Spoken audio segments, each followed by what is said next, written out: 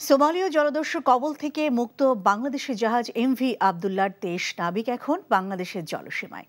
মঙ্গলবার জাহাজটি কুতুবদিয়ার অদূরে নোঙর করবে বলে জানিয়েছেন কেএসআরএমএ গ্রুপের প্রধান নির্বাহী মেহেরুল করিম। এরপর নাবিকরা যাবেন স্বজনদের কাছে। গত ১২ই মার্চ সোমালীয় উপকূলে জলদস্যুরা ছিনতাই করার মাসখানেক পর মুক্ত হয় জাহাজটি। কেএসআরএম এর প্রধান নির্বাহী মেহেরুল করিম জানিয়েছেন, মুক্তির পর জাহাজটি দুবাইয়ের হামারিয়া বন্দরে পৌঁছে পণ্য খালাসের পর আমিরাতের অপর একটি বন্দর থেকে পণ্য নিয়ে বাংলাদেশে যাত্রা শুরু করে। এরপর ২৩ নাবিক জাহাজ থেকে নেমে একটি লাইটারেজ জাহাজে মঙ্গলবার বিকেলে পৌঁছাবেন চট্টগ্রামে।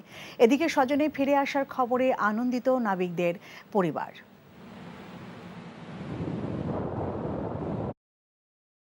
আমার অনুভূতিটা তো বাসায় প্রকাশ করতে পারতেছি না।